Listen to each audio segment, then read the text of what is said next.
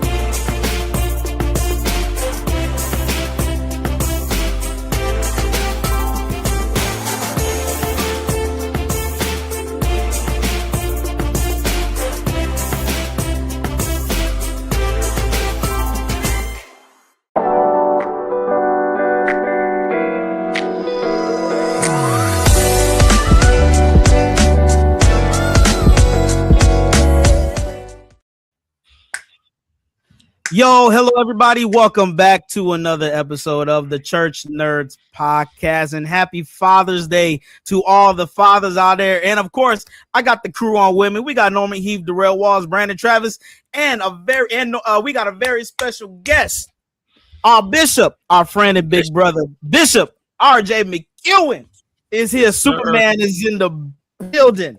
We in the building, sir. He's in the building. Make sure you like, comment, and subscribe to all the Church Nerd pages. Be a part of the Church Nerd congregation. Be a certified Church Nerd. What's up, fellas? Happy Father's Day to you all. Yes, happy Father's Day. Happy Father's Day. Hey. Come on, put some more excitement, man. Hey, that's gonna be our discussion, Bishop McEwen. That's gonna be our discussion today. We got to address some stuff about Father's Day that needs to be addressed, and I believe we got the right person to hop on here to talk about this. But speaking of father, we got a shout out to our missing member. Bishop Evans. You know, Bishop Evans, father of many. Yeah, father of many. Abraham. He's giving Abraham a run for his money, huh? Yeah. Wow. Listen, wow. We want to listen to Pastor B. He won't be on. We understand why. We want to say congratulations to him and First Lady Gigi on 2 new additions, twins in the Evans household. So congratulations to them. We are praying strength for that man got 5 women in the house. He got 5. Good gracious. Lord have mercy. Wow. You know how crazy it is, like to go. I mean, it's like you go to the hospital and you got 1, you come out with 2. Yeah. That's like, man, 2 car seats, 2 everything. That's just 2 everything. That's that Job blessing. Hiya, You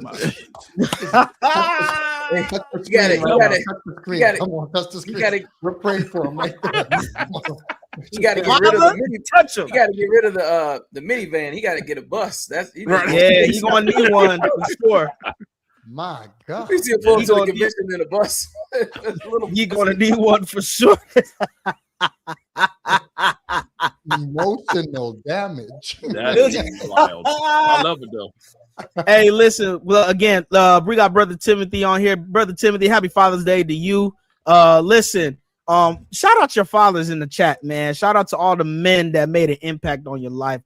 Shout out to my dad, the Honorable Bishop Jerry Baldwin Jr. My bad, that's my grandfather, Jr., who was a great man of God, and love him dearly. Definitely taught me a lot growing up. Norm, what about you? You know what? My father's already gone on, but definitely shout on to the Norman Heath, the first. He taught me many lessons in life that I carry with me to this day. Number 1 being situational awareness, and number 2 is actually being very observant, but not always saying what pops in your brain. So that I'll tell you, those lessons have saved me a lot of trouble. It took me a while to get it, because for a while my friends would say I would tell truth with no tact, but after a while that's not a good idea. So you just learn how to just watch, right? Don't say nothing. Man, good. Right. Good. Darrell? Yeah, definitely shout out to my father, Bishop Warren J. Horde. And then of course, gotta represent the other half as well.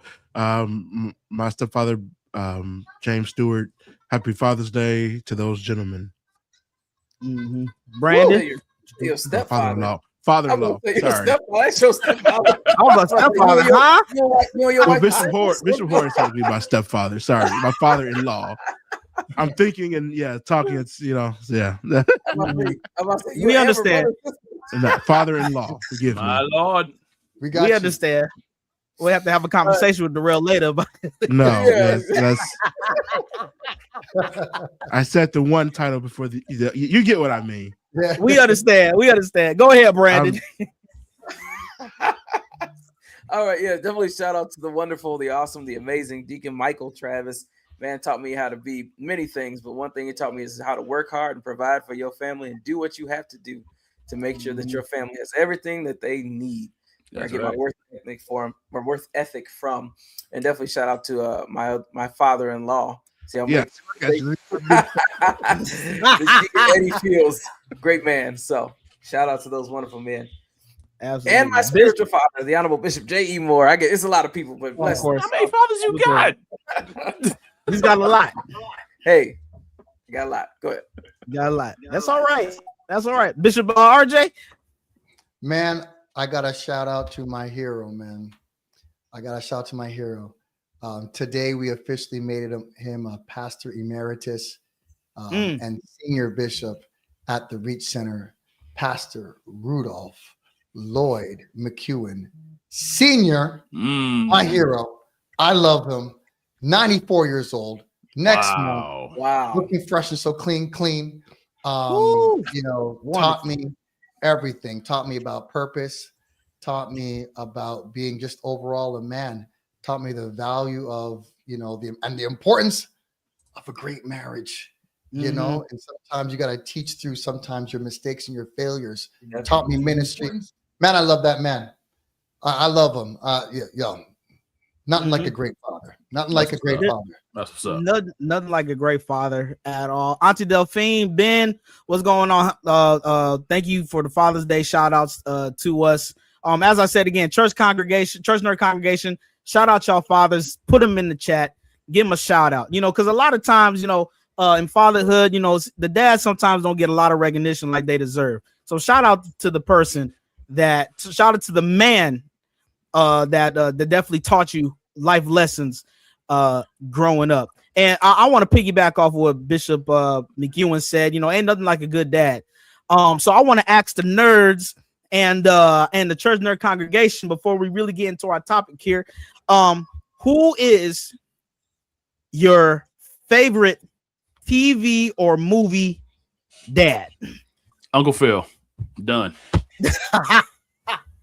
Uncle Phil was one of the best, if not the best. Well, no, he's top 5, not the best generation, but number 1. Uncle Phil as a father figure on Fresh Prince, amazing dad. I mean, he took in Will, told him like a son. By the end, had the episode where they were, "Why don't he want me, man?" They were crying, everyone was crying. I mean, it was beautiful. Trust me, right there. You know what I'm saying? First things first, rest in peace, Uncle Phil. Rest in peace, Uncle Phil. That's right. Brandon, what about you, man? Who's your favorite TV or movie father? I have to go Uncle Phil too, but it's just so many. Uncle Phil, Bill Cosby. It's a lot, man. How do you just pick one? Each of them represented. They did fatherhood maybe in a different way slightly, but each of them were powerful in what they portrayed the father to be, right? And I would say that there are many men on TV that portrayed it maybe 5 or different parts of one whole. So it's hard to just pick one person. But I'll go with Norm. I'll say Uncle Phil because he's very memorable. Darrell, what about you? Man, I'll go with these, brother. I think, like you say, it's kind of hard to say one. I mean, we had some good shows back in the, we had the, the Carl's Winslows, the, like you say, the Uncle Phil's, the show, the Cosbys, of course, but man, I don't know. That's kind of hard to pick one. Mm-hmm. That's tough. I think, if any of them, I would say Uncle Phil. I think I liked him. I think he was good. He was hard at times, but then he showed the soft side too. So yeah, I agree. Bishop RJ. Man, I'm sorry. I might be slightly older than some of y'all. I Just slightly. Yeah, I lived. Thank you.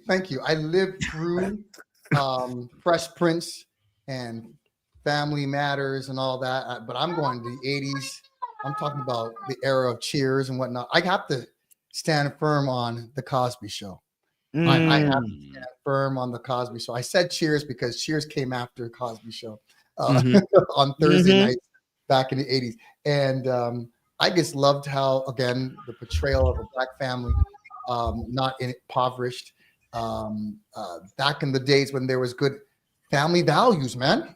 You weren't nervous about everything, what you're gonna get, and I've actually patterned my family after that. Bring some levity to your family. Don't be so serious, just enjoy. Enjoy your spouse, enjoy your kids, and teach a lesson in a fun way. I gotta stand on the Cosby Show. I mean, definitely Bishop McHugh in that episode where he taught Theo about you want to go out and live and do things on your own. Took everything out the room, had to pay for everything. That's probably one of the best episodes for teaching how to teach somebody how to about money, finances and everything like that. Money. How to manage money and everything. Yeah, that was definitely a pretty good episode. I liked it. Come on, man. Come on. I think there were a lot of a lot of the sitcoms when they actually showed a good family dynamic and with a good, strong father figure. You got a lot of those life lessons within that show, within those shows, all the time. You know what I mean? And when it came to understanding, you got, like you said, you got the Cosbys, you got Uncle Phil's, you got James from Good Times, you could even go Danny Tanner from Full House, how to be a girl dad. You know what I'm saying? How to navigate, how to be a girl dad with all that. You know what I mean? So you just had a lot of good father figures on. That's my son. Yeah, if y'all can hear him in the background, that's Levi. Levi says hi to everybody. But But yeah, it's just a lot of good fathers out there, man. That was on TV, and I think we're missing that a lot in society. There's a strong male role is being missed, and we're going to talk about that. I just want to know my first question for everybody. Church or congregation, make sure you're liking and sharing. Tag somebody in here who is a father. We got to talk about something. What are some of the highs and the lows of fatherhood? What are some of the highs and lows of fatherhood? That sounds like a seminar.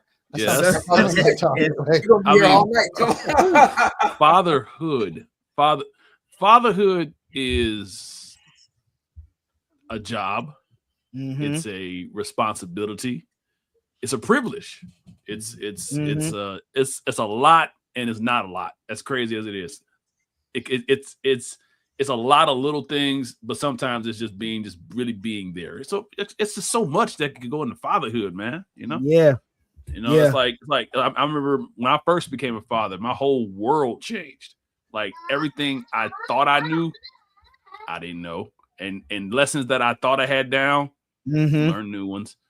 I mean, to the highs and the lows of it, like it can sometimes be the best possible thing you can get, but the lows can be, these kids can be some of the most stressful beings in the whole world. Like I didn't have gray hair on the bottom of my face till I had children. They age you. They just suck the life out of you. Not the life. But you give it willingly because they're your children. But they take it greedily because they don't care. It's just yeah, for sure. That's Bishop RJ, what say you? Legitimately, there are highs and lows. And so, because I'm preachy, Jesus gets baptized, gets affirmed by the voice from heaven, his voice from heaven, because we're oneness. Yeah. And behold, this is my son in whom I'm well pleased. great fatherly moment, great dad moment. But then when Jesus is on the cross, Jesus says, Father, Father, why have you forsaken me? And so there's affirmation, but there's also sometimes when the father is doing the right thing that we don't always feel, right? That he's doing the right thing, right? We love those. He loves those who he chastises. And so my always advice for fathers and for married couples, when mothers and fathers in the building are in the same home, let dads be dads, man. Let dads be dads. Sometimes to be a good father, you got to be the bad guy. You got to stand on business. No, like my house, there's no makeup until you're 16. I Pastor and I got a little bit into a little bit. Right? You saw, look what she's posting now. You see that? My Lord. My goodness, Lady McEwen. Because once you give them a little inch, you know what I'm saying? It's like, I want to teach them values here. Deal with the inside before you deal with the external pulchritude, right? And so that they'll be able to be well-grounded, train up the child in the way that they should go, that then when they are older, they will not depart. And to be able to do that as a dad, you gotta sometimes take the hit, right? They'll love you. Sometimes Nala will come to me later on after a major, like, it's like, I don't like it. It's like, yeah, I want to marry a guy like that. I'm like, no, marry someone better, right? But she goes, Dad, we're listening. Even though we're fighting, we're listening. So that's a great thing for me. And ultimately, I'm going to close with this. I love being a dad, but ultimately, the very fact that all of my children are saved. Yes. They love the Lord, filled with the Holy Ghost. I couldn't ask anything better than that, man. Yeah. I know my father. He says it all the time. When he gives thanks to all his kids, all of us just baptized in Jesus' name, filled with the Holy Ghost, and working in some capacity in the house of God. For a father, especially a man of God, that's one of the biggest blessings or things that you could ask for from the Lord, is that, Lord, let my children work for you. Let me show them what a servant of God looks like, so they can follow in my footsteps. Brandon, what about you, man? What's the highs and lows in your description, of fatherhood? Definitely what Norman Bishop McEwen have already kind of stated there is definitely highs and lows in fatherhood, and I think it's probably because in the position that God has put the father in, to be that leader and to be that image and example of who God is. And that's oftentimes, like Bishop McEwen said, we got to be the bad guy because we can see further than what our children see. We've been there. We know maybe what they're going through. And because of the knowledge that we have to gear them and rear them in a certain way, because they don't have the knowledge. And so there's definitely a low time when you have to show that you have the knowledge. And I don't have the knowledge just because osmosis, but it's experiential knowledge. And as a father, I'm trying to save you from having some of those experiences that hurt me, so that you can have less hurt in your life, and we can push this thing. But there's definitely great highs as well too, being able to father children, to have seed, to create, just like God creates, not exactly like him, but in that same realm of creation. Like my wife and I came together and we created this being, this body, and then God is entrusting us with this soul to raise up and to rear up, to know him. So one of the greatest things, all my children aren't saved yet, but they will be. My oldest did get the Holy Ghost, and waiting for my younger too.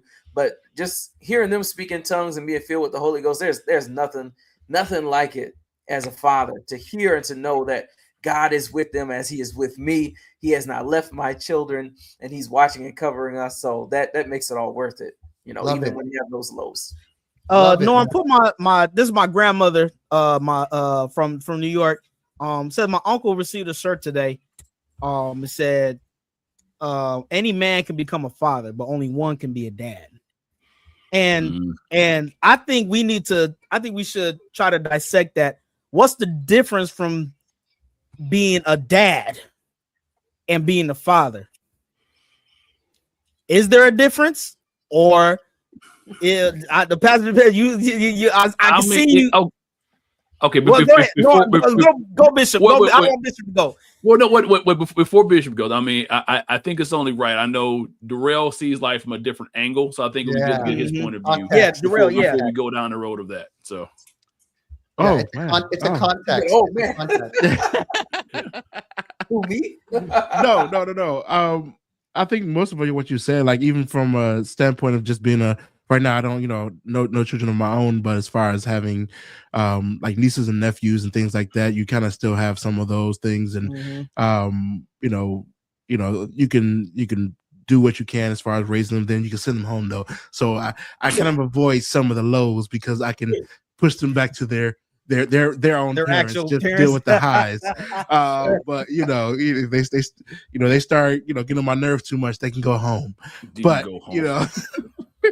I think that but no, I think it's still that responsibility of being that good role model, that setting that example to those who do look up to you, in that kind of way. So all right, well, yeah, and something interesting that just jumped in my brain. I'm sorry for taking a different direction, but you're good, Norm. When you have children, and this is unintentionally funny, when they do something that you did when you were a kid.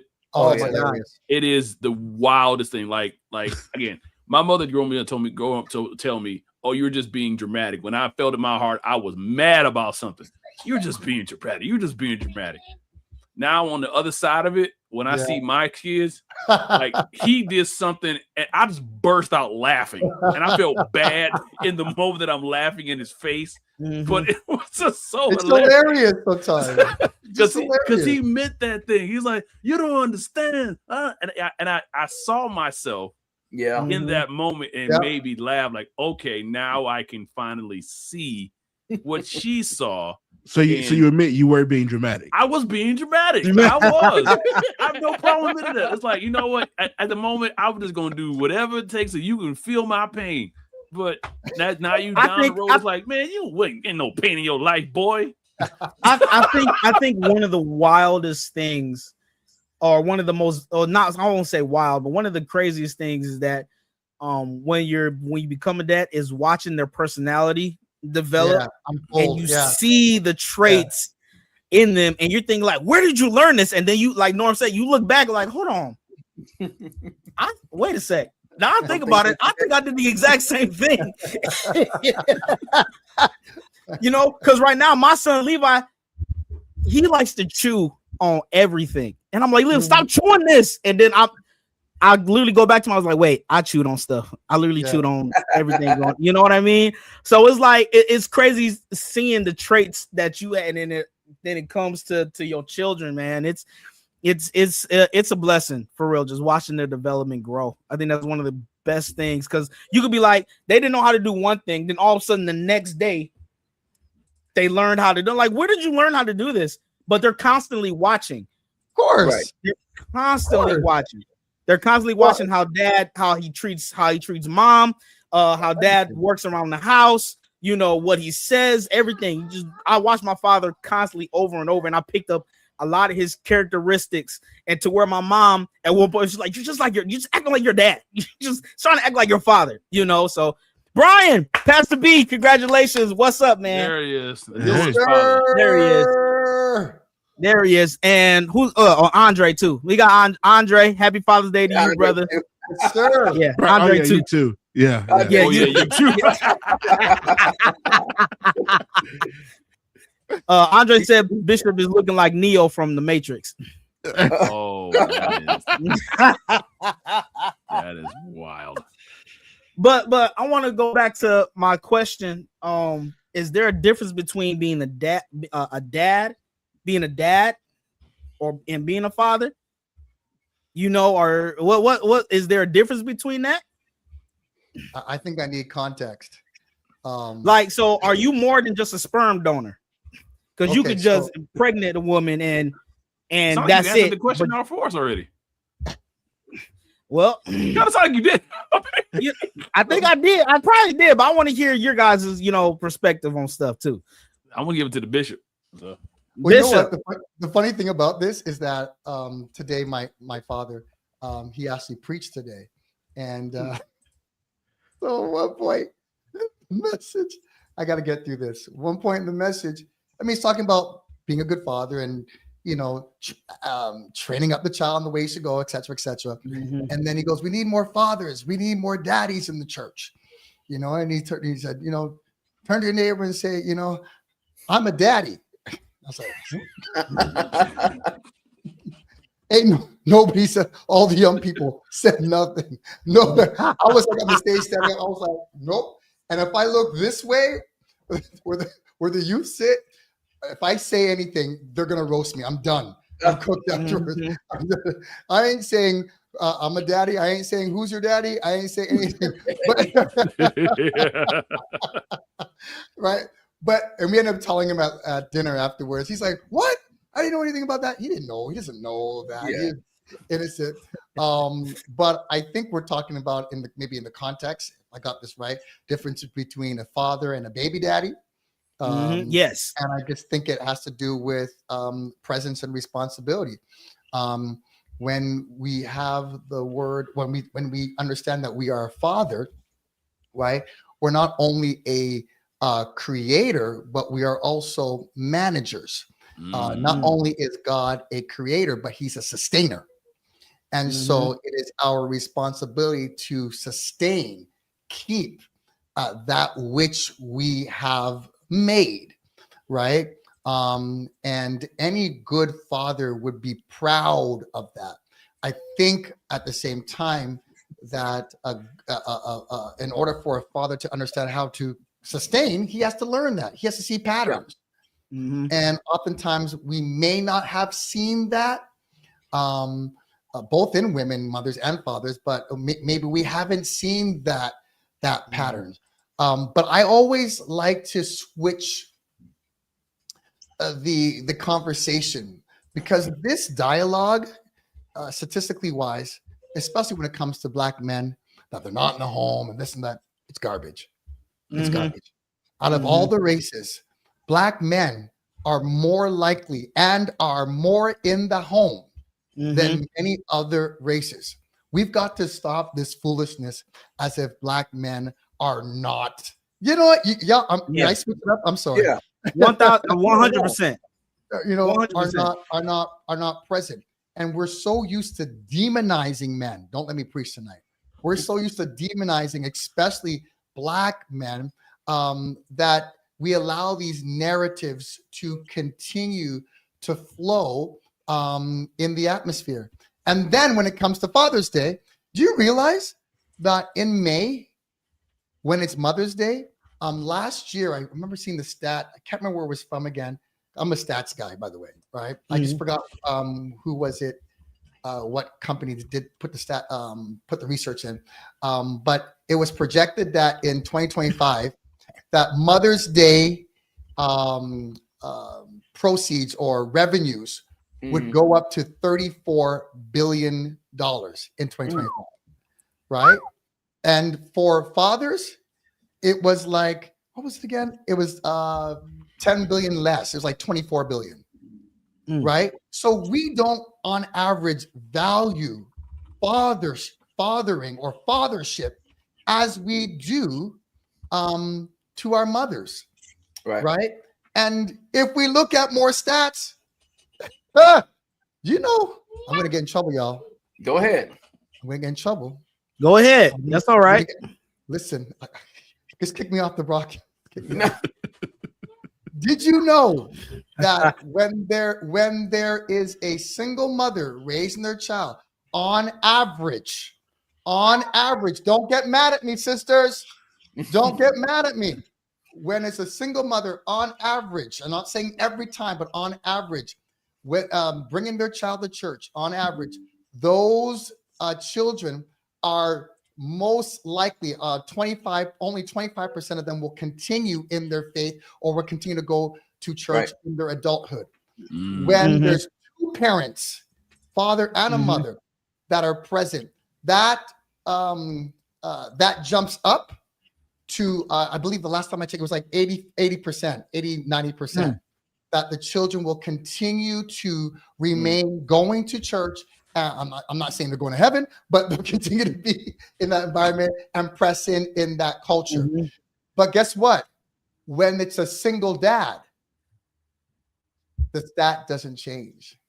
The children are most likely to remain going to church and building on their relationship with God. That doesn't get spoken about.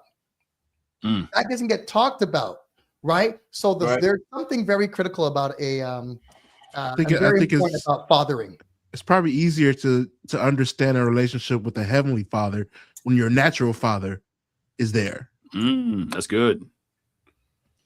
You know, it's probably easier to make that connection. Like, okay, I have a father here or that individual in my life, you know, naturally. So it's a lot more, you know, to have that. Absolutely. It's a perfect correlation, man.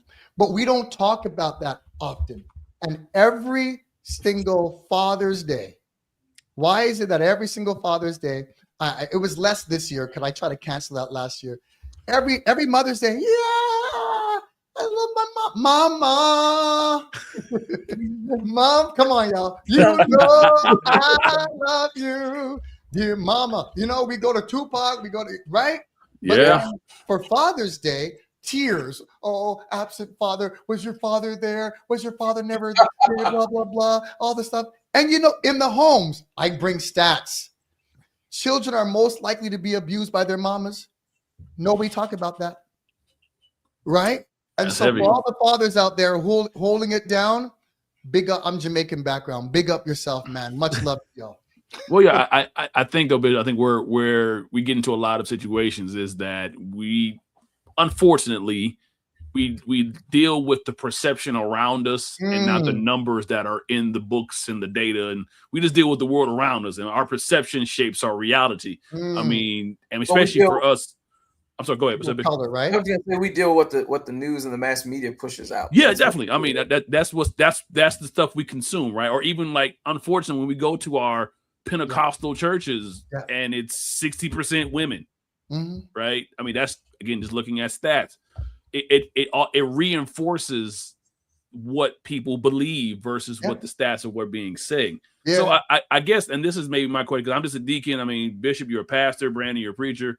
Darrell, you're an organ player. So, you know, but I mean, I guess. First of all, you're not just a deacon. Oh, you're not just stop that. Tell him. I do that.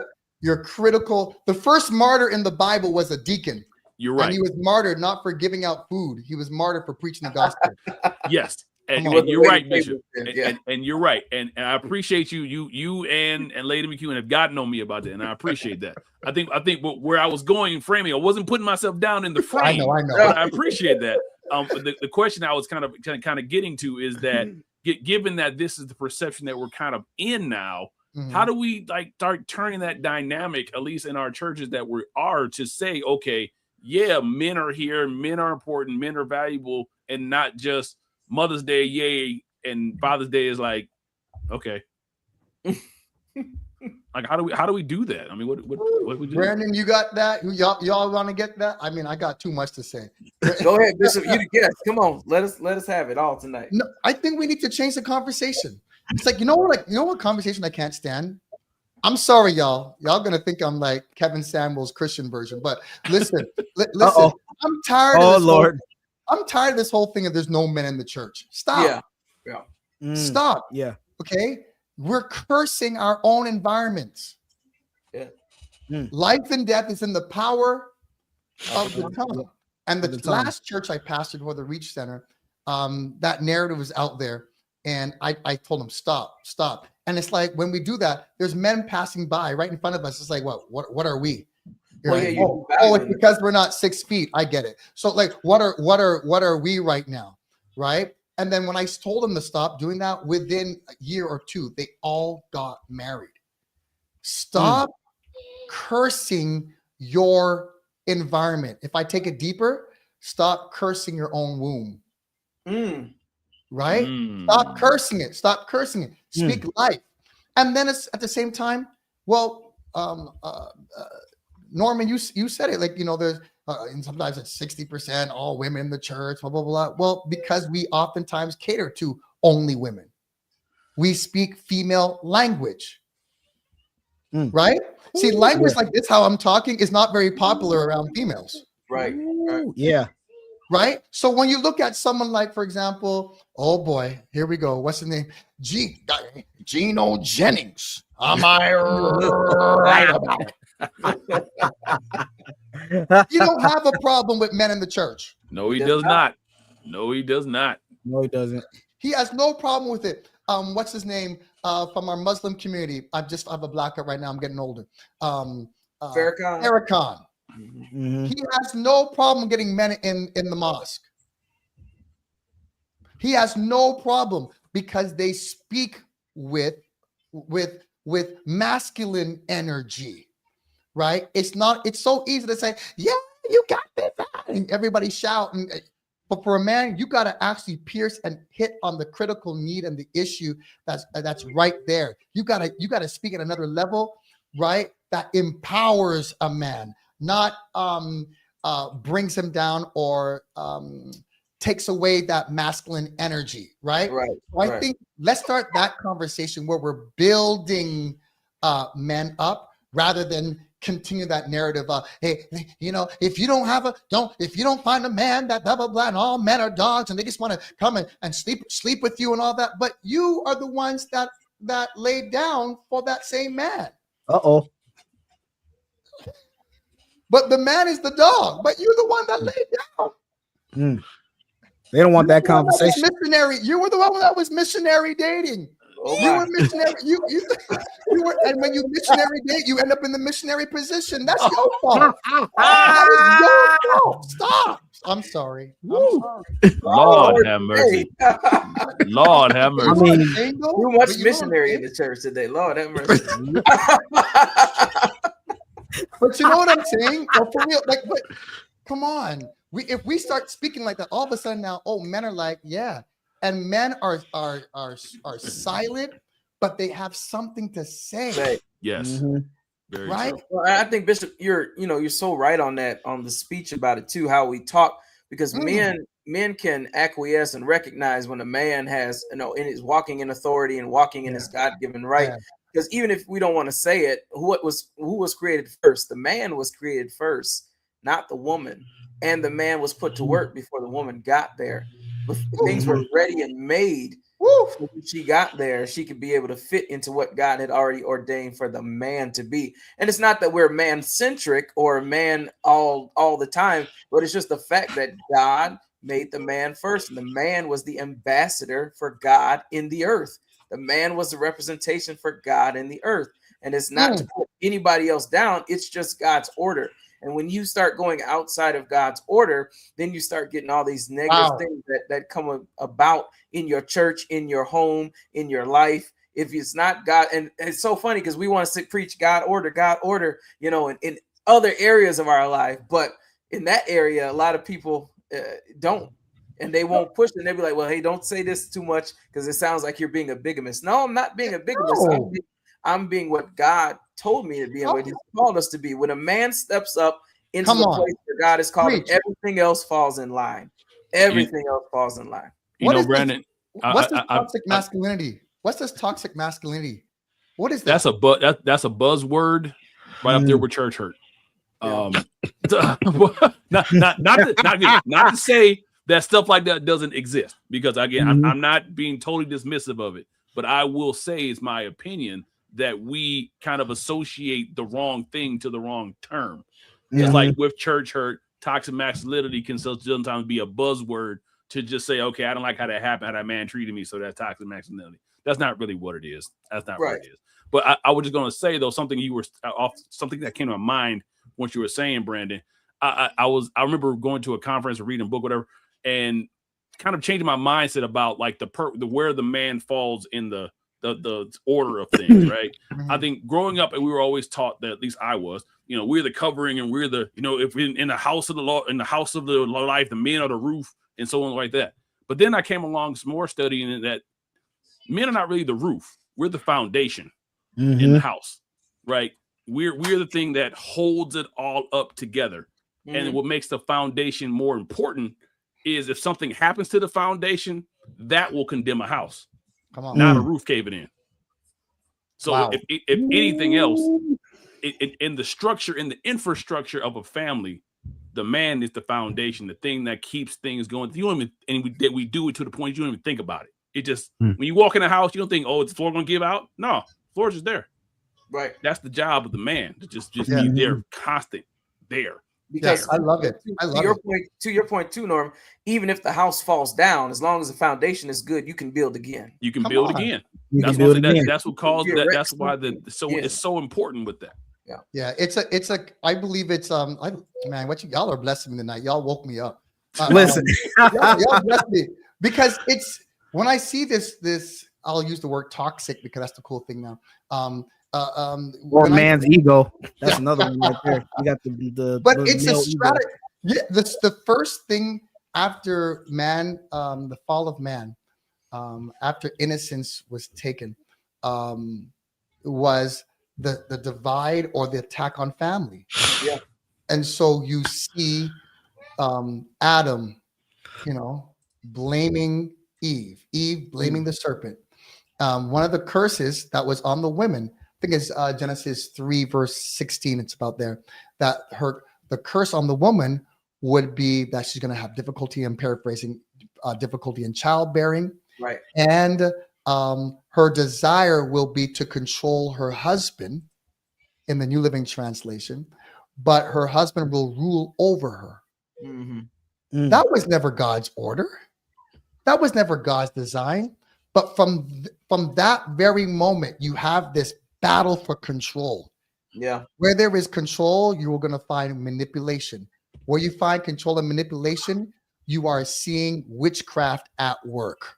And if we could get back to that conversation where we have some, and we have some amazing men, I just want to reiterate that, put that in the atmosphere. We have some amazing fathers, spiritual fathers. But when we realize that if you're serious about being a father, you go back to like 1 Peter chapter 3 or so, you realize that there's a context for women, how to treat your husband. And if a woman treats her husband properly, she doesn't even have to preach the word. Her life will be a preach. Right. And it continues to say that when a man lives with his wife with understanding, right, as the weaker vessel, it goes on down to say that, hey, when he does that, or when he doesn't do so, right, that he can't even get a prayer breakthrough. God doesn't answer his prayer unless he treats his wife properly. Right. So like, we take fathership seriously. I take my job as a father, as a husband, seriously, because if I don't take care of my wife, the Bible says a man doesn't take care of his household, he's worse than an infidel. Like, this is serious. An unbeliever. Yeah. An unbeliever. Come on. And there's some great men that take that seriously. I gotta just keep saying that, man. And I like what you said too, Bishop. You waking me up too. When you said, so we go back to God saying you have a own husband, the husband going to rule over you. And they take that as such a negative connotation, but man has almost been put in the way of like a fail safe for the family. When things are going wrong, it is the man. God has put the man there to redirect this family to get back where you need to go. And so we can see that when there is no man in a family, or even a godly man in some of these families, there's nobody to redirect all of the trouble that's going on with the children, all the trouble maybe going on with the spouse. We see what in the story of the I can't forget, the prodigal son, when he leaves and takes all of this stuff, his righteous living, but then he falls, amongst eating slop and loses everything. But he always goes back home. That fail safe, that father, what brings him back, restores him, gives him the ring, gives him the robe, wipes away everything that he has done on his own in wrong and put him back in the place as if he's never done it. The man is God's fail safe when the man is in the proper place in the family and with God. Woo. My goodness. Yeah. Husbands, love your wives. Yeah. That's how Christ loved the church. So she has to submit to her own husband, Ephesians chapter 5, right? Mm-hmm. But a man has to be like Christ. It has to. Yep. Like that like Christ is that ownership is not on a woman, even though in general we all want to be like Christ. Mm-hmm. But as a husband, that husband mantle, you have to be like Jesus.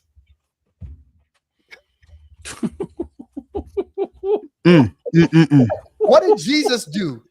Die, sacrifice. That's heavy. Are you willing to die for your family in the face of adversity? So I have to take the bullet for you. It would be nice that you submit to me. Right. It would be.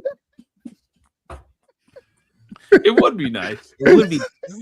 That definitely puts the vowels in different contexts. If you stand up there and someone said, it would be nice. Given I have to, lay my life on the line for you, it would be nice. Yeah. And you can submit to someone, and you can submit to someone imperfect. Oh yeah. Oh yeah. Yeah. That's what y'all see what you did today. You woke up the line. Y'all woke up the line. They're gonna call me misogynistic. I want to see that now. I want somebody to go and say, you know what, it would be nice. If you say so kind, since I have to die.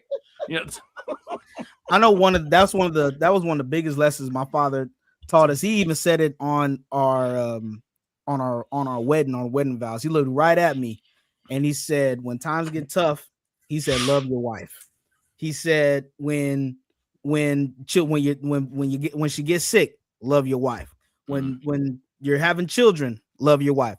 When she drives you crazy, love your wife. That's the most important thing. And even when the like you said, just the foundation, if the foundation breaks, everything comes. My father, what he instilled in me was worth ethic. He told us that as long as his babies are fed, I don't have to eat. As long as my house is fed, I'm doing my job as a man, as a provider. He said, if I have to sell pencils on the corner to make some money, to make sure that my babies are eaten. Sometimes as a man, as a father, you got to take a job that it might be, beneath your value or whatever. Got to scoop up poop or whatever. If you are trying to provide for your family, you're doing what God told you to do. That's what a godly man does. That's what it is. I mean, honestly, I've mentioned to my wife over the years. She's like, why do you work so much? And it's like, I do this to let you all survive and not have to worry about stuff. Yeah. I will sit there and work 24 hours a day if I have to. Now, I don't want to. Please believe me that I don't want to do this. But if it allows you to live a more comfortable life, then I'll make the sacrifice to do it because that's my job to do.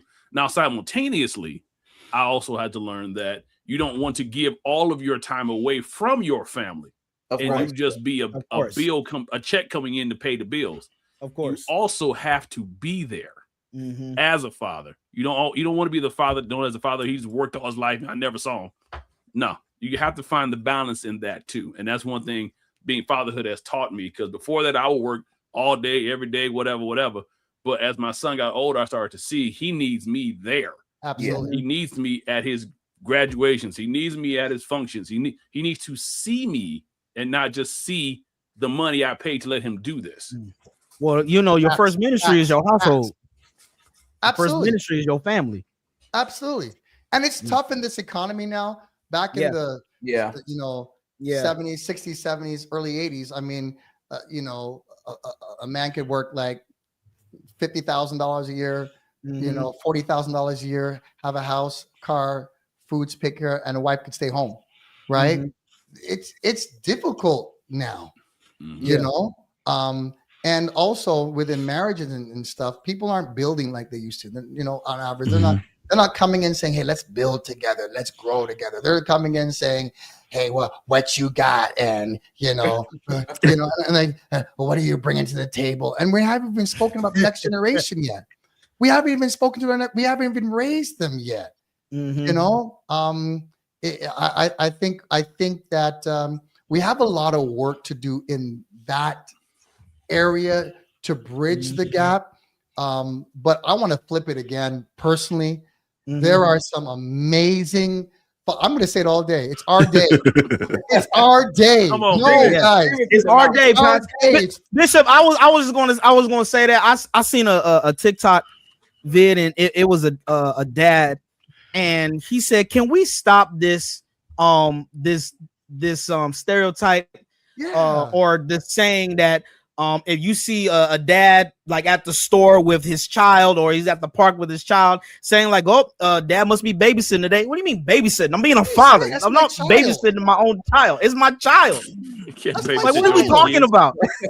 Yo, and What logic is that? listen, there are some Lord help me tonight. Glory. Say what you got to say. I'm so sorry.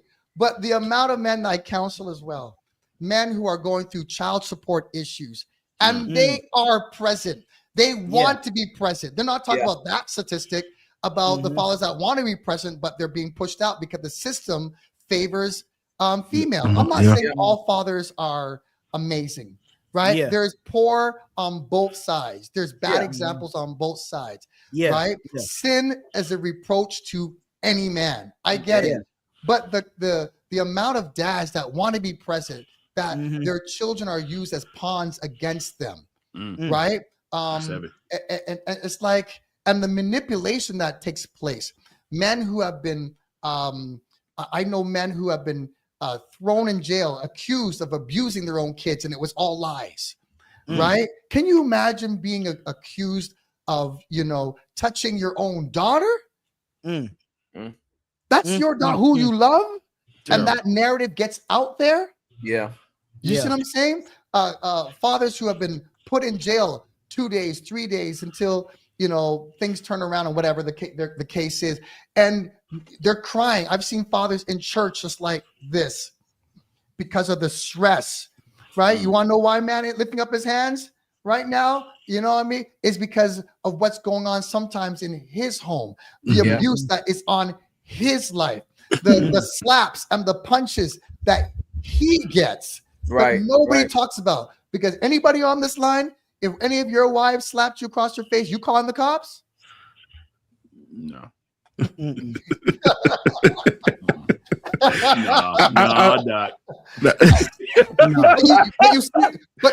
who's helping the abused man?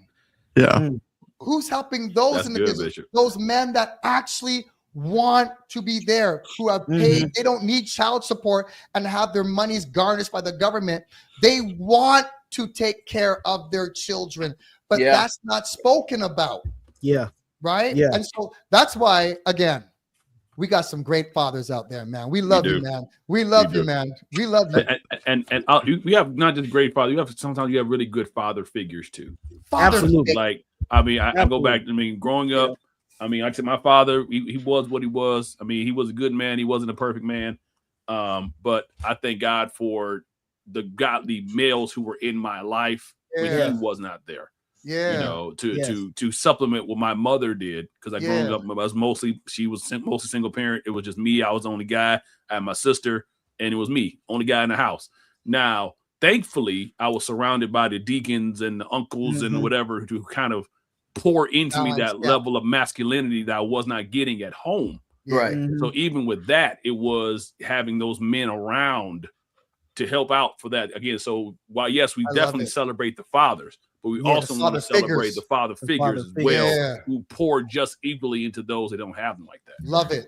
My mother-in-law, she got me this shirt for Father's Day. You guys can't see it, but it says, "This is what an amazing father looks like."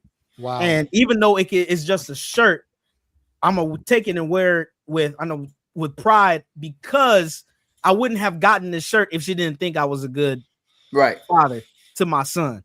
You know what I'm saying? Woo. So just to hear those words, and my wife tells me all the time, she said, "I'm such a good dad. You're doing so good with Levi." And I take those words more and more encouragement, because I want to, as my father would say, I want to leave my son with a legacy, or him knowing that his dad did everything that he did to make it better for him in life. And that's what you should be pushing that as a father, as a dad, being present with him, making it making it fun. You know, we get called, you know, most dads get called the fun parent. Anyway, the moms ain't gonna like that, but most of the time the dads get the most love being the fun parent, you know, with the rough housing. And my wife don't like it, but Levi likes to wrestle. So he's only 3, but you know, he likes to be thrown on the couch. You know what I mean? Do it. That's supposed to happen at 3. Do it. It's needed. Do it. Give him the RKO. Give him the stunner. Oh, I gave him a rock bottom a few times. You know, Yes. The animal kingdom does it. Yeah. Felines do it. That's how they're trained to fight. Actually, there's scientific evidence now. But that's coming in. You know, I'm an educator that shows that little rough housing and whatnot. It helps to create the you know, strength and confidence, and at the same time, safe boundary setting kind of play. It's at work, so they know how much they could take, but at the same time, okay, when it's time to stop. That stuff is amazing. Yeah. Yo, power bomb. I did it to Nyla. I remember we were in our apartment, we broke the side of the bed. I had to put a speaker on the side, on one of the edges of the bed, just to kind of keep the bed balanced. Dude, but do it. We love it. And pray for them. And then rough house. Yes, absolutely. All my kids, not just my son, my girls too. So oh yeah, everybody. It's free game for everybody. That's right. That's right. Now, E for everyone. E for exactly. Now, my next question is, in society and in marketing, why is it? I'm sure. I think we piggyback and talk about it a little bit, but why is Mother's Day so pushed and marketed, and Father's Day don't get much of love? You see all the commercials. Oh, go to K and grab this for your mother. You know, we got flowers and all this on sale. You know, the whole store is on sale during Mother's Day.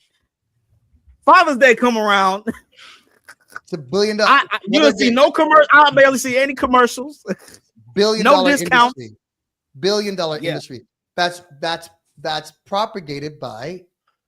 We're gonna get in trouble again. Y'all, are we good though? Are we good? We knew who we were inviting. Yeah, exactly. I ain't gonna preach that no more. No more conventions after. But it's an emotional push. Yeah. Right, man. We don't need much. No. So today at church, for the women set up something for the man, and that's great. My wife led the initiative, and I looked out, and there's some balloons and all that, and it was like these light blue, silver balloons. And I'm like, I made fun of her a little bit. Where's the masculinity in these balloons? Light blue, like balloons. Could do some navy at least or something. Some navy or some just black and white. Black and white would be fine. Sports, yeah, like soccer, FIFA, something, basketball, something. It was like, that's like what baby we're shower doing. blue. Why is I'm looking at the decor and I'm like, why is my voice so high? Why is my voice so high? That's wild. What's going on? It's emotional for women. It's there's the need. Sometimes men, we don't need a thank you, but just an appreciation, just presence, just some time. We don't need much. We don't need the decor. We don't need the lavender and the scented, candles and all. We don't need that. That's for you. We just need some quiet time.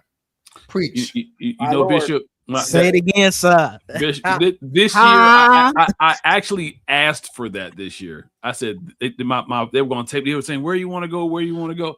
I said, "This year, all the money y'all gonna spend on me, just put it on a gift card or something, and y'all just go do something simple, and just let me be at home by myself in the quiet." When I tell you that was the best gift they gave me, is just quietness. It was beautiful. Let's get quiet. We're putting the ladies on game. All the saved women of God. We're putting as well all women overall, but wives, I should say, a little bit of peace. Mm-hmm. A little bit of food. I and felt a the little bit quickening. of peace, if y'all know what I'm talking about. Yeah, I'm about to say, yeah. I heard the bishop when he said it. I heard heard it. I'm like, oh, a little bit of peace. A Oh, little bit of peace. peace. a little bit of peace, a little bit of food, and a little bit of loving. Little bit That's of peace. all. simple. I think because Bishop,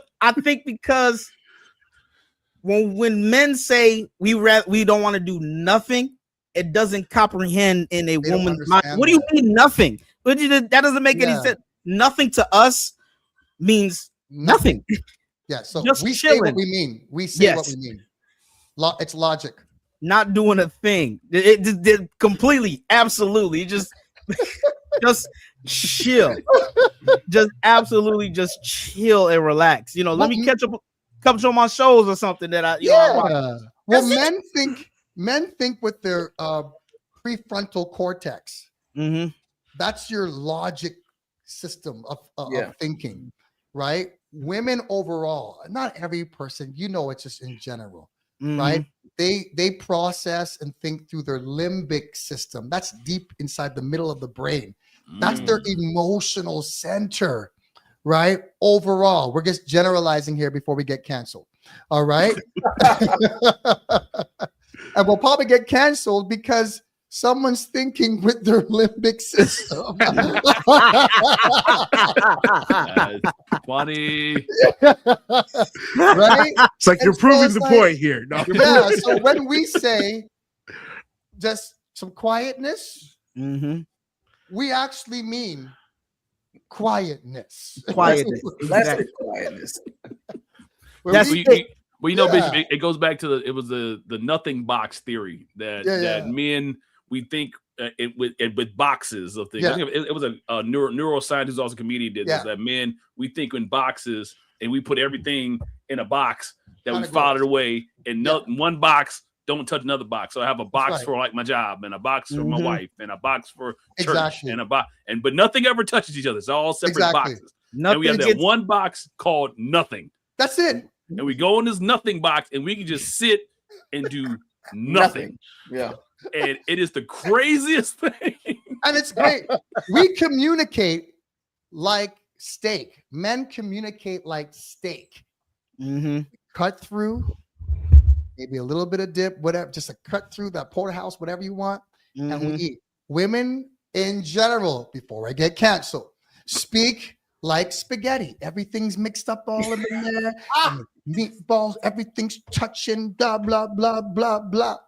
It's just is what it is. We're saying the same thing. It's going down the same place. Right. But it's different. So when we say, hey, honey, tonight, glory, as a father, all I need is want to feel appreciated. I just need well, for the young man, I just need, I'm an old man. I just need 10 minutes of your time, just some personal. I'm not doing that half hour, 45 minute hour. Y'all young man, y'all find what did Bernie Mac say? Find the young man, man. Find the young man. Right? I don't care. Go get him. Go get him. The Lord is my shepherd. He knows what I want. My Lord on today. Ooh. But on the flip though, all those wires do help our women remember things better than men do, because it's all fused together. We need each other. There are things I don't know how my wife remembers stuff half the time, but it's other than it's all running together like one big super highway in her mind. And it's like, and I'll tell you, my wife knows my calendar better than I do. Yeah. She'll just know it, and I'll be double booking myself and all kind of craziness. I have to go to her because I don't know. We need each other, right? Yes. The two shall become what? One flesh. I know this on a marriage seminar tonight, and we're talking about being fathers and whatnot. But it's the core starts with Adam and Eve. Yeah. Because Adam and Eve will only produce who they are. And after the fall, they produce good and evil. Yep. Cain and Abel. Right? And so absolutely, we need each other. The two become one flesh. I need that part of her. Matter of fact, the Bible says, Scripture says, and it sounds misogynistic, but Scripture says that the woman, I think it's Thessalonians, that the woman someone quote me properly if I got that wrong, but the woman was actually made for the man. Mm-hmm. Right? For a unique purpose overall. So that part, we were good by ourselves, but we're great together. Mm-hmm. Right? So that emotional center part, that softens us, that makes us more aware of, you know, the things that logically we'll just bypass, right? So we need y'all. We need y'all. We need y'all. It's actually 1 Corinthians. 1 Corinthians, thank you. 1 Corinthians. Pauline epistle, thank you. But it's made for the man. Yeah. All the integral body parts. Isn't God like amazing when it comes to this stuff? He is God's incredible. awesome. And so when we find a amazing. wife, we find not trouble, not a table, but we find favor. Favor. Mm-hmm. Favor, yeah.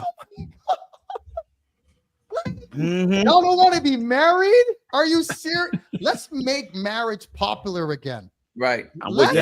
Let's make it popular. Let's make marriage great again. I'm sorry, y'all. It's your country. Let's make marriage great again. I don't have that over here. You know what I want to see, Bishop? Here's what I want to see. This is what I want to see. I want to go to a convention one year. And out of it's going to sound funny, but it's real. Out of those single classes that they have, I would like to see some married folk come out of them singles classes. You know, they had the single sessions, which is cool. But to say, hey, two people found each other in the singles ministry and got together and joined the marriage ministry. That's what I would love to see, personally. I want to see a testimony. That's what I'm saying. I would love to see that, because I remember growing up, I would when I was single, we'd go to a single thing and we walk in single and we walk out single. And I'm like, okay, that don't make no sense to me, because it's like you fishing with dynamite, and ain't nobody got nobody in this whole room. So what's the problem? Facts. Facts. I didn't get it. It's facts. It's facts. It's so fake now. Everything's so fake, and like sometimes you go into those singles conferences or whatever, and you could feel the tension.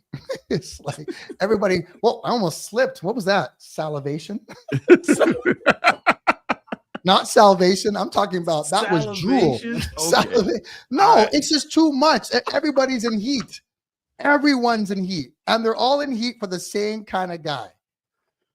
Oh goodness, that's a whole nother conversation. Okay, let's you started, Norman. Yeah, I know I started it. That's a whole nother conversation. You got to get the guys at the singles meetings first, I guess. Yeah, that's what I'm saying. That's another conversation. But I mean, it feeds back into the whole narrative of that there are no black men around, when it could be said that in society, a lot of the single homes are by a few black men, a few men, white men, whatever. A few men are causing all this havoc in the whole community. Yeah, exactly. Not the entire community. It's just a few of them wreaking havoc. Exactly. So but that's a big conversation on that one. Pastor Al approached me at a conference, and she said, it was corny as heck. She says, "I like the way you worship." And I was like, no diggity. I like the way you worship. Nah. Hey, y'all. Now just remember, this is the same bishop that was walking on the pews in Toronto. Let's classify in his credentials that he's not. I miss my 90s. Leave me alone. I miss my 90s. He is still a man of God. Yeah, please.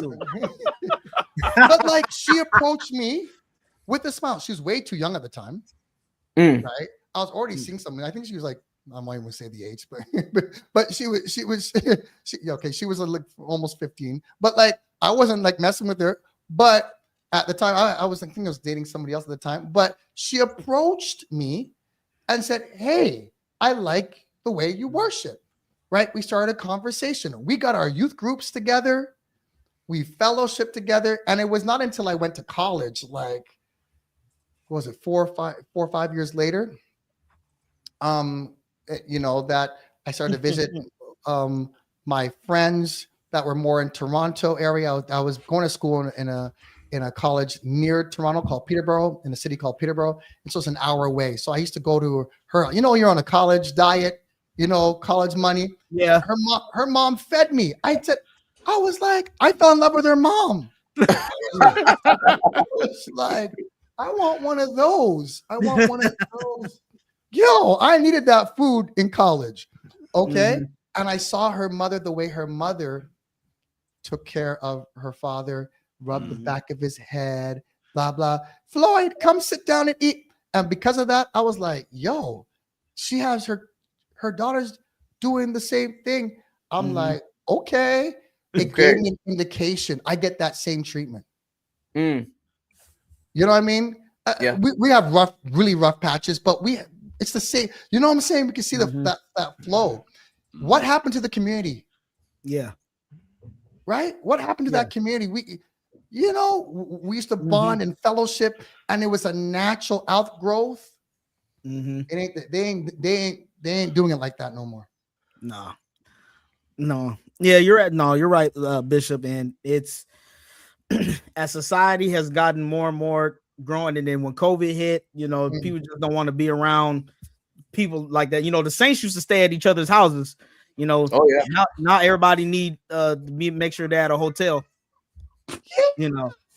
So yeah. But Jay, no, seriously, that was a big thing. We used to stay at each other's homes. Nothing was going on crazy. Nope. But the bishops would fellowship, we'd wake up and eat. Now we're tired because we went from the hotel down the lobby. We're tired? Really? Yeah.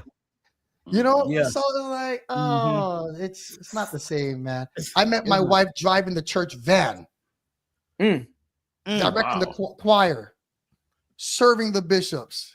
Like what she's doing now was not new. She was doing that as a teenager. Yeah. And now everybody, now you get from a man's perspective. I'm sorry, you're gonna cancel me again. We get eyelashes. We get. Let me get off that. Let me get off. Right? What we got more for less back in the day. We got more for. Bring me back to the 90s. I don't care if you call me old. Early 2000s. You got more for less. Now you got BBL. You don't even know what's real. You don't even know what's real. I can't even get to your spirit because I got to get through all those layers. What did Marvin them say? Bring back the days of yay and nay. The days of yay and nay. I'm sorry. I gotta be honest. I'm kind of with you, Bishop. Honestly, I don't know if I could survive dating in this era. No, I don't. I don't know. Yeah, so I told my wife, God forbid, baby, if something happens to you, me and Levi just going to make our own for it because I don't know if I can do it again. I don't know what to do. All my game is gone. No, I'm done. I told Nyla if anything would happen, I told my kids, you would have to be the ones that would choose the wife for me, or just like set it up and say, Dad, it's time, get out of here. You're bugging us. I don't want to do this again. No way. Plus, my wife, you can't beat my wife. She's too fine, man. Man. Come on now. What Tambosha? I tell my baby all the time. I said, baby, you mine and mine forever. I can't. There ain't nobody better than you, girl. Ain't nobody better than you. So y'all should be shouting for your wives. Y'all should be shouting. Hey, brother.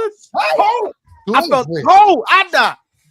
Woo! I don't have a God for my glass of milk chocolate, boy. Whoo! Thank God. Oh. You better shout it, bitch up. Shout.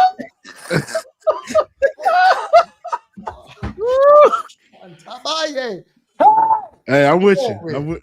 I think someone's calling my name right now. I have to go upstairs for another praise break. To all the husbands and the fathers out there, shout for your wife. Shout. Tell her thank you. Shout for your wife. Tell her thank you. Come on, Norman D. We don't celebrate like this for our wives. Why don't we do I'm not this? arguing. It's just funny to me. I love it. I love it, man. I love it, man. Come on, we gotta do this more. I do. I think back to those marriage videos where the guy was like going to a full praise break at the altar. Oh, at the altar. Yeah, remember that? I love it, man. I love it. I love it. Yeah, I love man. it. There are men out there, and dare I say, since we are of this community right now on the screen, there are black men here Yeah. Mhm. that love their spouses. We're not perfect. Yep. They're not perfect. We're not perfect Yeah. husbands. We're not perfect fathers, but we love Right. going home. There's nothing Yes. like, what did Dorothy say? There's no place place like like home. home. Like place no like place home. like no home. place like home, man. I don't want no other woman. I don't like cooties anyways. I don't want your cooties. Honestly. I don't want your cooties. God gave me chicken, My and I'm Lord. sticking with My chicken. Lord. I don't want you can. I keep love steak. my thighs. I Yeah, love you got thighs. your thighs. What you see, Bishop, people laugh at me during the convocation, but it's like when it's over, I'd get on the first thing smoking Go back home. because I've been gone for a week. I got to get home. You got to I got get I got to get home. home. I can't even sleep well if my wife ain't next to me. Hey, Come on, Darrell. Say it. So Shut yeah. Say up. Hey, That's, glory to but God. I feel the anointing. to bring it back to the topic though, that it's There's yes, I'm There's getting a back. praise in the room. It's a praise in the room, and There's it a praise is. in the I'm inside. getting back to my wife, but I'm also getting back to my children as well because Yes. they miss me as well. So just to kind of bring it back to fatherhood, not Yeah, just Father, husbandry. I'm sorry. When I look back over my wife and I think things over, Listen, Oh, there I it can is. truly there- say I am blessed. Truly blessed. You got a testimony. Wow. Listen. I love it, man. I love this. Listen, the one thing, the before we get out of here, the one thing I absolutely love when I come home from work is seeing my family and seeing my son have a big smile on his face because you know daddy's home, and now it's me and daddy time now. You know what I'm saying? I remember rushing to my father when he got home from work. We all rushed like dad, you know, all of that. Like every time I walk through, he has the biggest smile on his face. He's jumping up for joy. Man, and that's a great feeling. I encourage any man whenever that's one of the best feelings in the world, if not the best, when you come home and your children are excited to see you. Man, they're not scared to see, they're excited to see you. Yeah. I love it. Ain't nothing like it. And you know what? I don't know why it's in my spirit tonight. Seriously, if you are separated from the baby father, let that man see that baby. See that baby. Oh my God. Yeah. They never need understood it. that manipulation. They need it. Your children will be better for you if you allow them to spend time with their father. You know, there's a Hebrew word. The Hebrew word for parent is only found in plural form.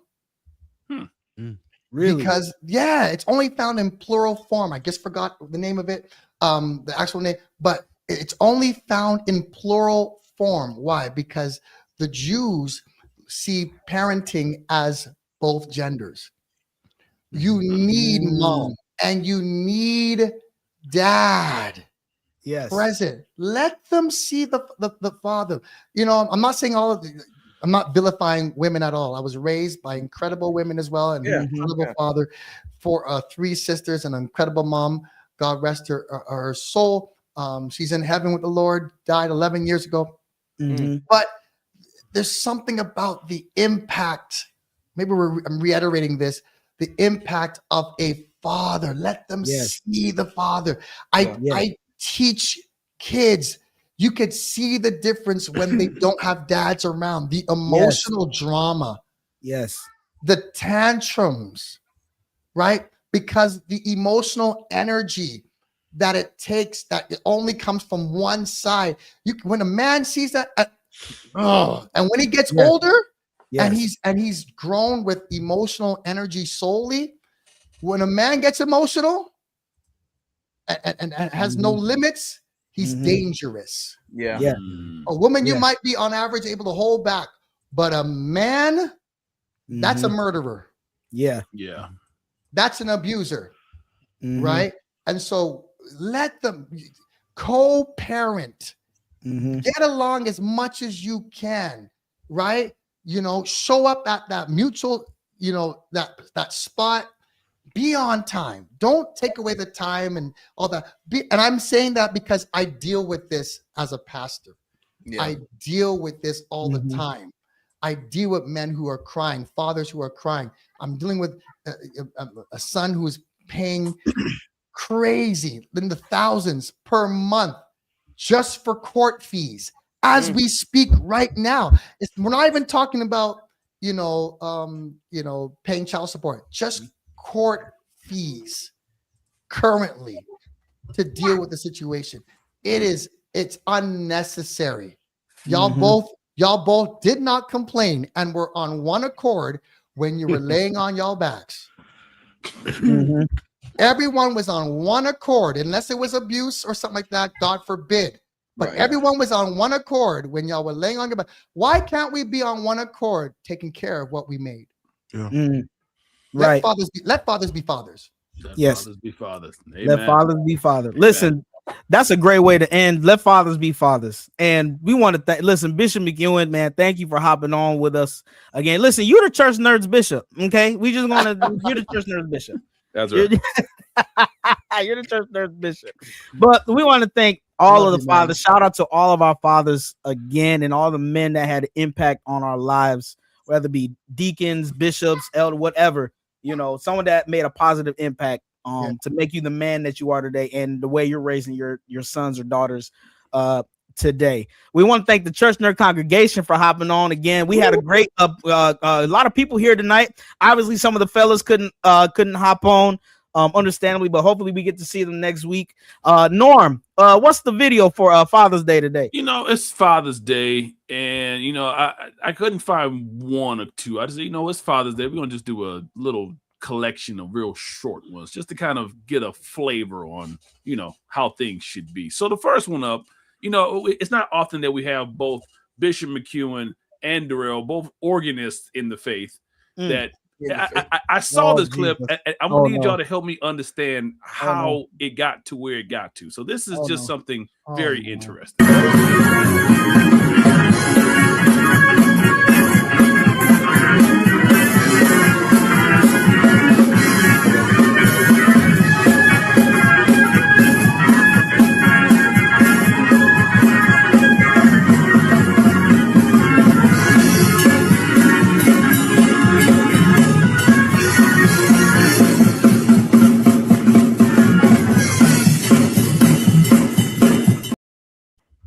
Oh, the Leslie died, or the tone. Oh, yeah, one of the balls. Yeah, that's for not taking care of your organ. Yeah, one of the. That's exactly what that looks like. One of the tubes blew or something. Yeah, one of the tubes. Yeah. So that's what happened. Yeah. One of the tubes blew. One of the tubes. People got to realize you do have to have those organs regularly serviced. Maintenance, absolutely. Just keep. I thought he had Gerald. I thought at first he had a transpose, because now you could. These organs come, you could suit them with transpose. Oh yeah. Capabilities now. It's like, no, you transpose your organ. You saw. I was like, you know what he's doing, but then it was just going downhill. I was like, something going. I was like, oh my God. I was like, what is happening? Oh my goodness. Yeah, I knew exactly what happened as soon as I was like, oh no, it's dying. The tube, one of the tubes went out. They got to explain this one to me, because to me it's just hilarious. But I like being educated in like what exactly happened. So listen, that's the musician's worst nightmare, when you play and all of a sudden something just cuts off in the middle of something. Or even like playing the drums. It's called playing too hard. If you're playing and one of the tunes or the snare breaks, or something. Yeah. Yes. You're done. And everybody the whole church just looks at you now. Like, what's going on over there? Well, so thank you all. Okay, so next up is an interesting one. I found this one pretty interesting. We all get scam calls, and I found there's a tool out there that will actually help you get rid of scammers. Oh, ma'am, are you on Medicare, Medicaid, or VA or not?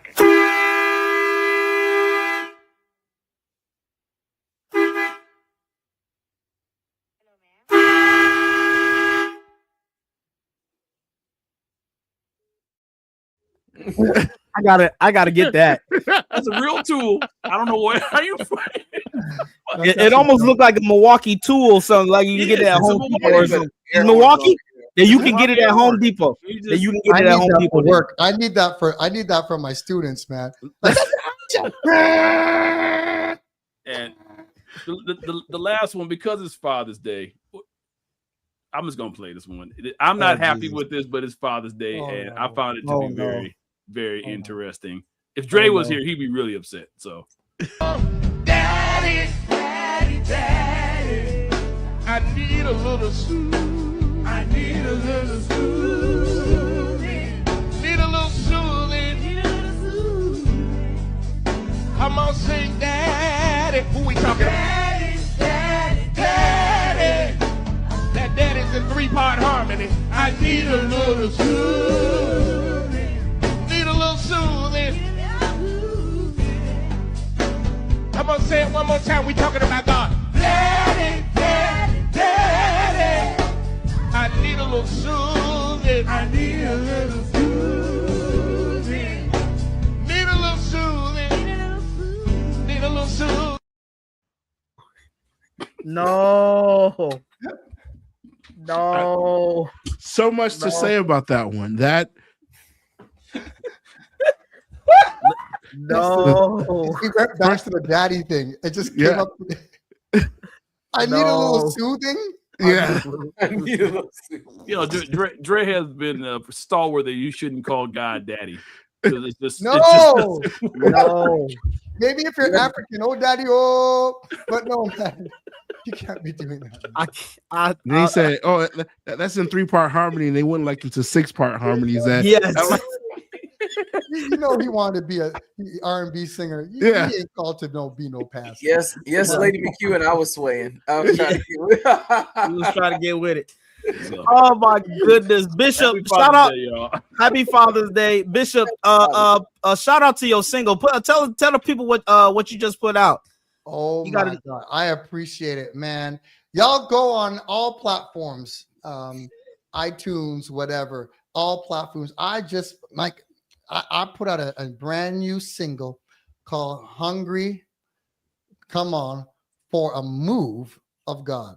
The Lord's blessed me to be able to to preach through literature or through music, and so I pray it be a blessing to you. It has that southern kind of feel to it, even though I'm born Canadian up north. It carries that southern Louisiana-esque type of thing. It feels a little bit more like fried chicken rather than poutine. But but I hope y'all like it. It's a blessing. It's biblical, and I love it. I love it. Go get it. That's a handsome man right there. There Go it is. get Hungry for There a it Move of is. God on all platforms. Pray for me. Wonderful. Listen, shout out to Bishop McEwen. Once again, I am Jay Baldwin, Darrell Walls, Norman Heath, and Brandon Travis. We will see you next time on another episode of the Church Nerds. Church nerds. Later. Happy Father's Day to all the dads out there. Later. Go get your soothing.